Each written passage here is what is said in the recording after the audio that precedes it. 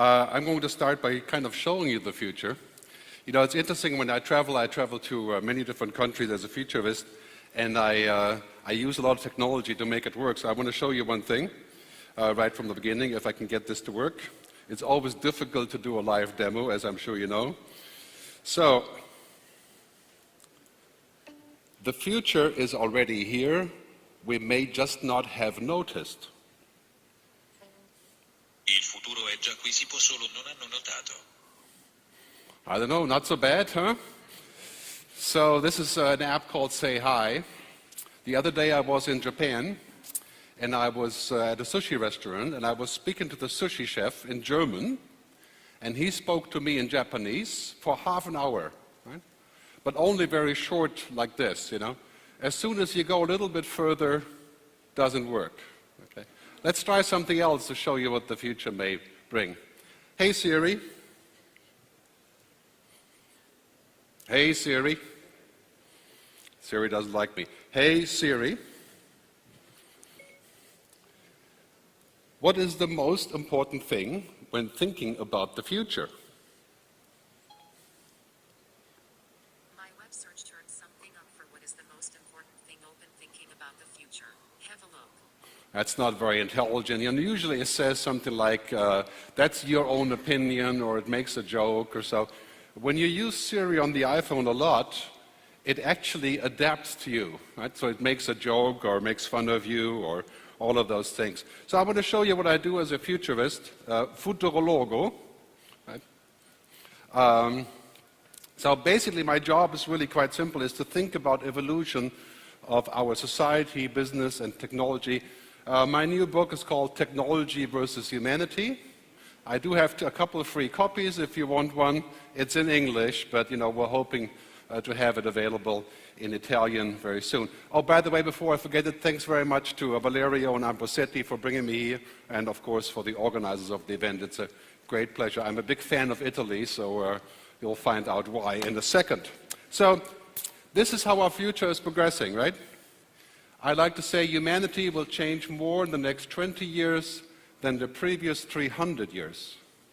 That sounds crazy. Okay? The Industrial Revolution, the Internet. But today, technology is actually going inside of us. Right? I mean, it's funny when you look at what we already do every day. This device here is our external brain, it's our second brain. Right? And for some of our kids, it's the first brain. Right? It's actually completely different, that they use only that. So this device shows us what goes on. It keeps our memories. And very soon, we're going to use the device on our body, and then maybe as a prosthesis, and then connecting directly to the internet. It sounds like a joke to you, maybe? It's not. Brain-computer interfaces, augmented reality. So if you're worried about people being, you know, addicted to the telefonino, you know, to the smartphone, just wait until that future comes around. And that will change all of our society, all of our thinking. Check out this example of the self-driving car. 6 years ago, I talked to the German car industry in a closed-door meeting with a German car company about self-driving cars, electric cars, car sharing, and in the room like this, I got laughter, just laughter. And today, this is today.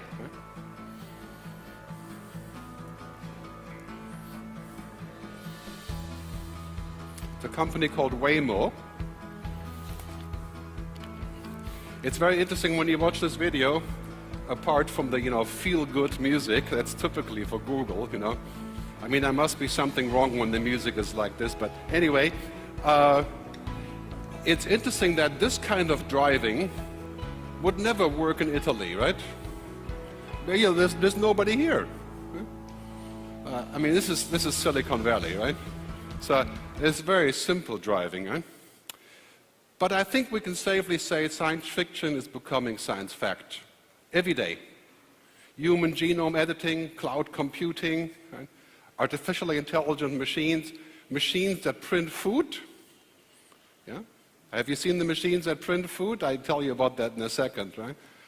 It's a little bit far away. 5 years, all major cities will have automated cars transporting people on standard routes. Maybe not Milano, but cities where there's a lot of organization, like Las Vegas, or where there's a challenge like Jakarta or so. And technology presents amazing new possibilities. Here's the global enemy of retail, Amazon. A great example of how they use technology to change the game. 4 years ago, we started to wonder, what would shopping look like if you could walk into a store, grab what you want, and just go? What if we could weave the most advanced machine learning, computer vision, and AI into the very fabric of a store so you never have to wait in line? No lines, no checkouts, no registers. Welcome to Amazon Go. Now, there's many bad things about Amazon, I'm sure we agree, right? But the way they use technology is to remove the friction, right? To take out the friction from a process. That's what we have to learn from them. The first thing you need to do in your organizations is to take out the friction. Make it easier for people. Right? Now imagine if the next thing happens and let's say Amazon does this. Right? This is artificial meat grown from animal cells. Right? Richard Branson has invested in this, and Bill Gates. I ate the other day. This is actual meat, it's not fake, It's just they call it from the lab to the fork. Right? It's grown in a meat and you can eat it, grown in the lab. It's about 2,000 euros per pound, per kilo of meat. Right? Richard Branson says 5 years the price will be as low as regular meat. In 10 years it will be 1/10 of the meat. Right? And it's not the same experience, obviously. It's not like a nice piccata, It's not like that, but, the future is, science fiction is here. So the thing that's happening here is that, most important to realize, computers are no longer stupid. I mean, the computer is pretty stupid when you use things like Siri. You can see it's improving, but it's not like us, It doesn't take us that long. But, computing is becoming from programming to thinking. IBM calls their computers thinking machines, right? Cognitive computing. So fundamental change, if you think this is science fiction, it's not, right? Machines can hear us, they can understand us, they can see us, they can think, not like us, but, compute. It's only 2 years away from 100% language understanding, called NLP, natural language processing.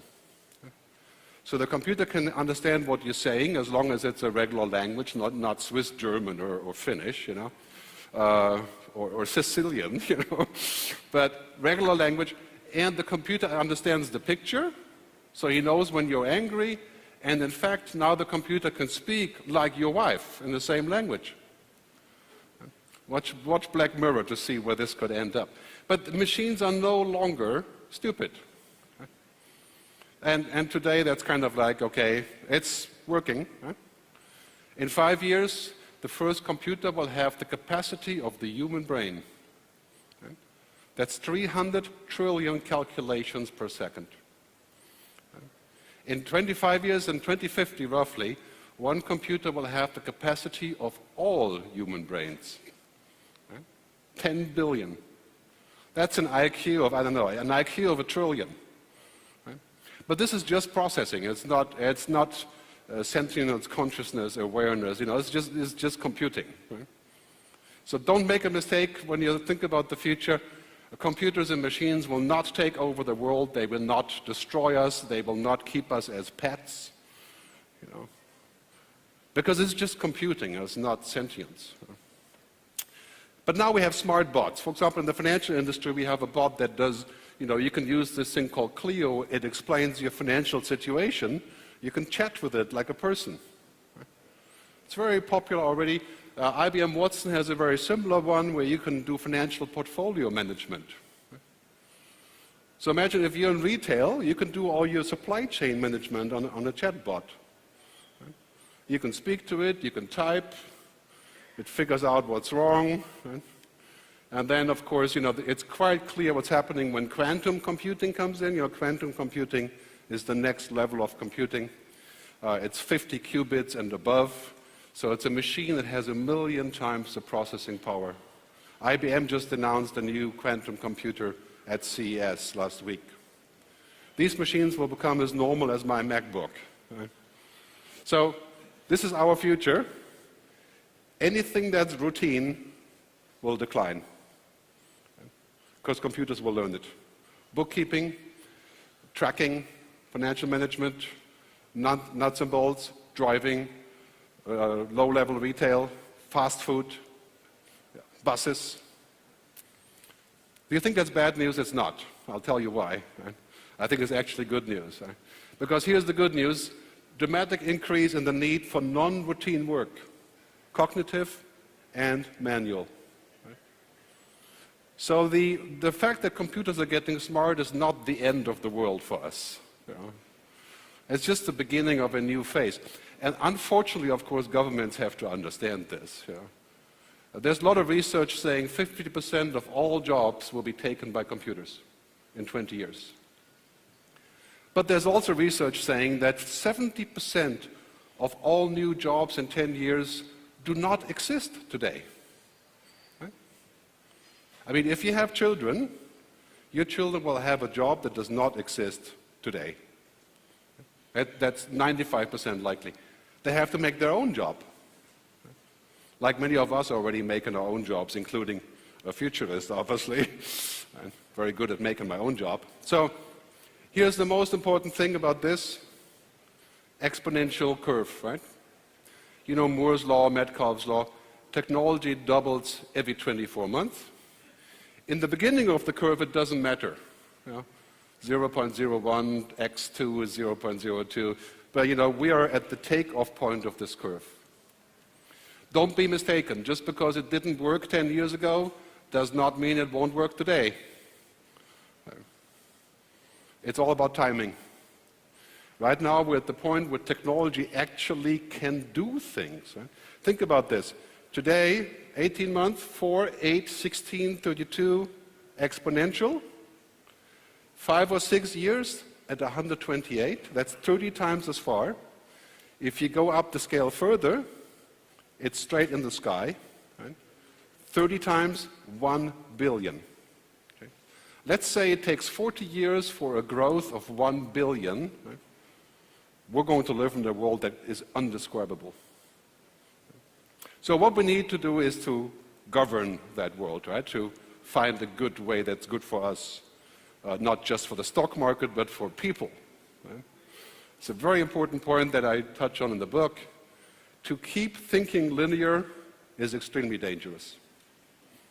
If you think that your business in 5 years will be pretty much the same that it is today, you are seriously mistaken.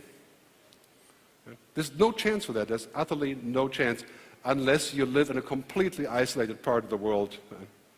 Because the whole context is changing. Right? Look at banking, insurance, government. Right? I live in Switzerland, so I use the connected cow. Basically, the entire world is connecting. Right? The car, digital money, agriculture, farming, cities, logistics. Right? Hyperconnectivity changes everything. And so what we have to do is we have to build new ideas based on the fact that we can connect. We can connect the retail factor, we can connect the shelf, we can connect the SKUs, we can connect the truck, we can connect the supplier. Right? And we sometimes joke and we say we use the smart converter. Right? We stick in the old business and out comes the new. Right? Smart farming, smart energy, smart city, smart home, maybe even smart banking. Maybe even smart politics, there is a chance for that. Well, we have to look in other countries for that. I'm just kidding. But I think this is going to be a huge opportunity for Italy to make things smart. I was at Comau the other day. Do you guys know Comau, the Italian firm? They make robotics and automation. Some amazing innovation that comes from this factor of getting smart. Right? 25 trillion, says McKinsey, in economic values to make things smart. Now think about smart retail, smart branding, smart products, smart development, smart logistics. Some people are saying that we could save 50% of shipping costs if we used smart logistics. And of course, that is a huge economic value.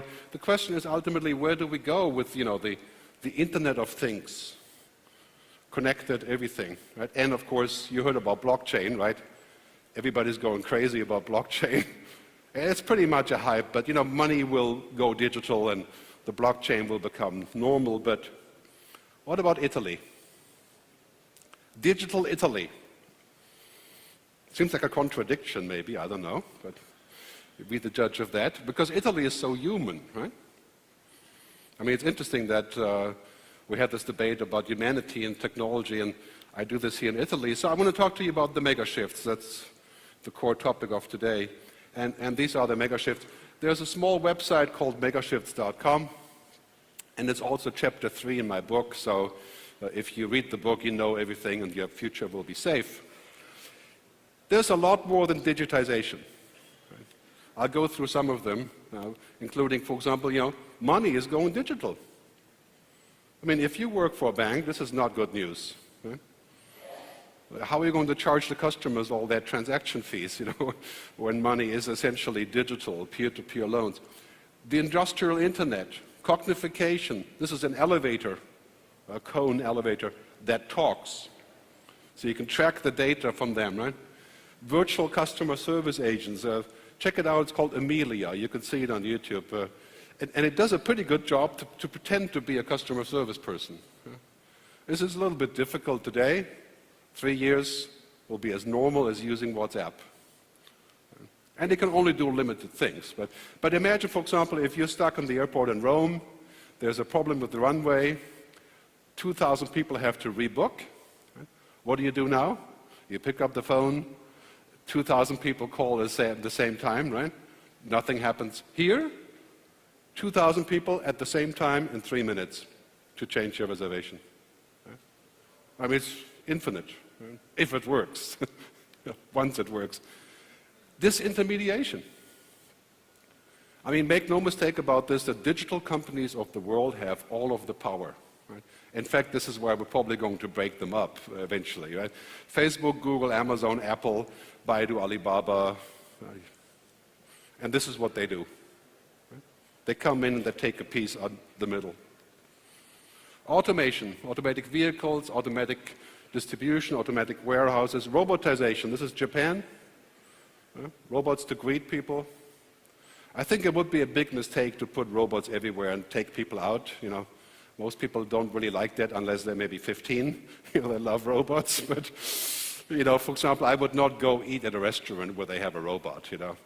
I don't know about you, but I would probably kick it. But augmentation, right? Augmented reality, virtual reality, is only for geeks today. But, the reality really is that they will improve so vastly, it'll be hard to imagine. So, what happens here is the mega shifts drive this transformation in business in all sectors. And it's no longer about great products. Well, it's still about great products, but it's primarily about services becoming experiences. You've heard about the experience economy.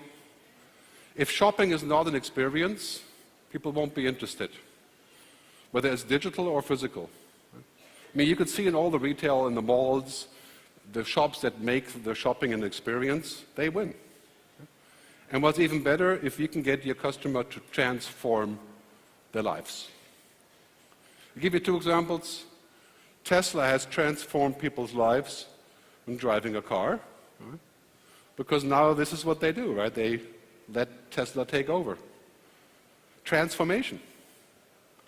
Right?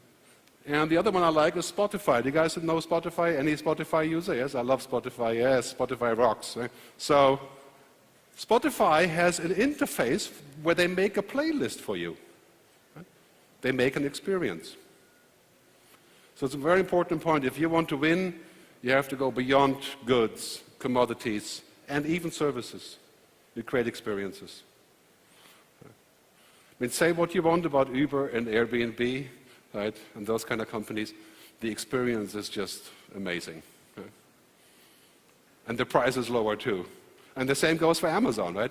Amazon wins because it creates experiences.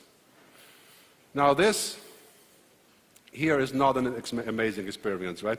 You know that all fast food companies in the world are now automating the entire operation. Right? The future Burger King and McDonald's will have one single person running the whole thing. And the food will be even better. No, just kidding, it would probably be even worse, right? And then you can print your own food, right, at home.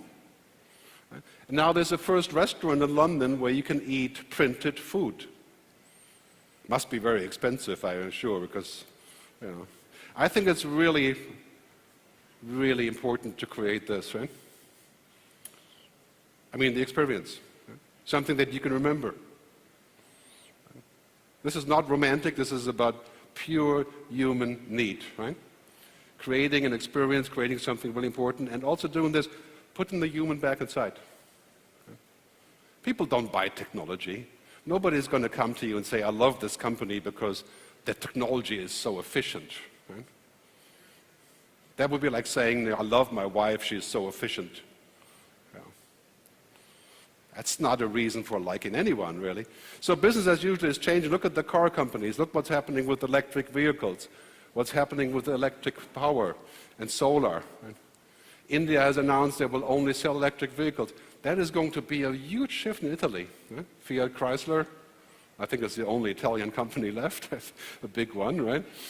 Of course, the smaller ones like Ferrari and so on. But the former general manager of General Motors said it's 5 years where people will get rid of their regular cars. 5 years. And people will buy electric cars. I mean, it's quite safe to say that the future is no longer an extension of the present. And we're very good at this in Europe. You know, we love history. Right? We continue, especially in Germany, where I'm from. You know, we want to make things perfect, right? That won't work here. The future is different. We have to understand, well, the future is not just to go on just a little bit better. Right? This is what American companies do. That is why they own 95% of digital, along with China. Right?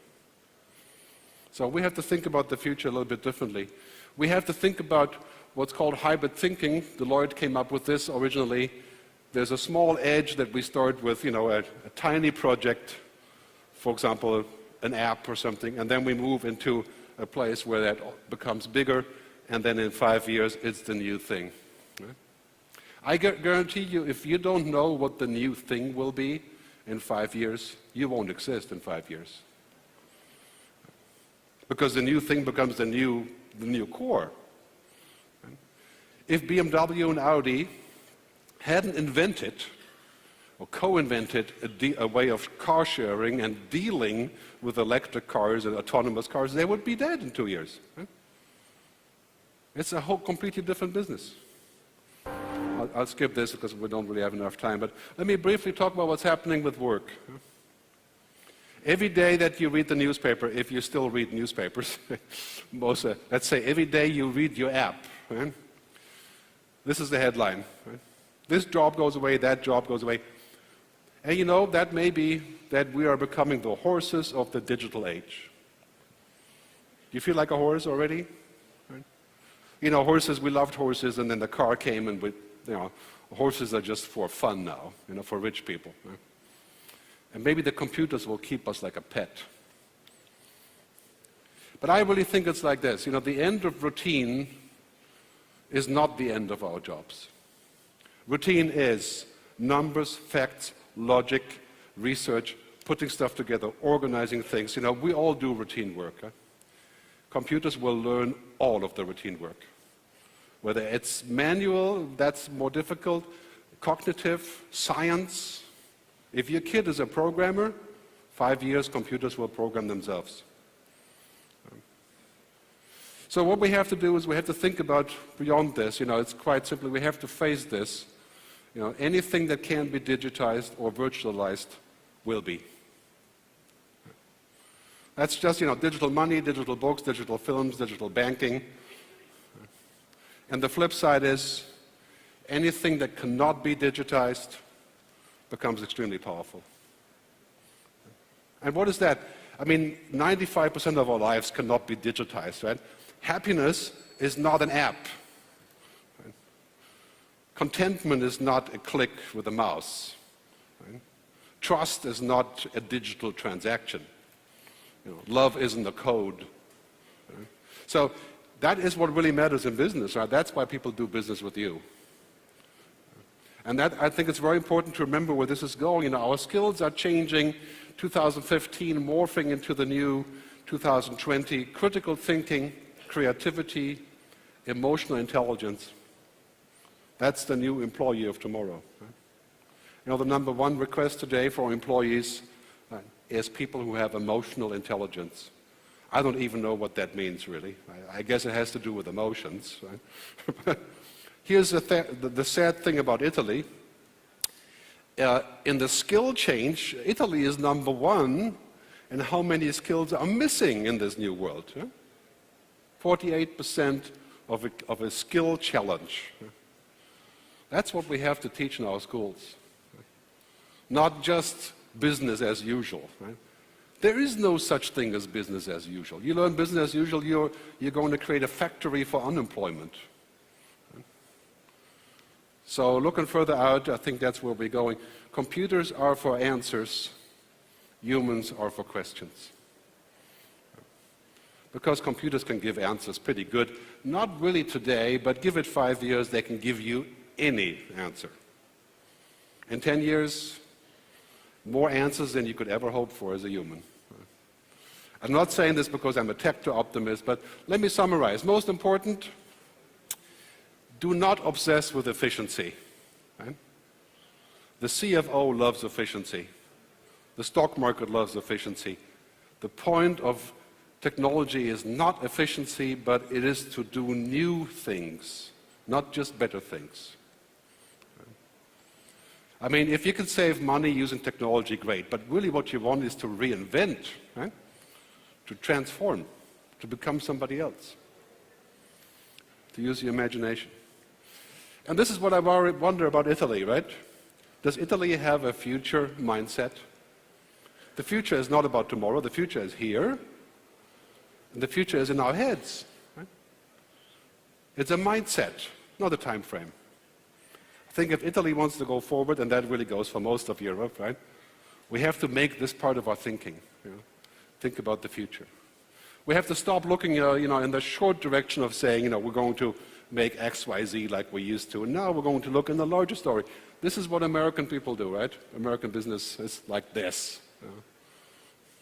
Anything is possible. So the future is better than we think, I think. But we have to take a wider view. The things that we can do using technology. And how do we do this? Technology, as I like to say, technology is not what we seek, but how we seek. And how do you do that? Well, there's 4 key points, and I'll leave you with that very soon.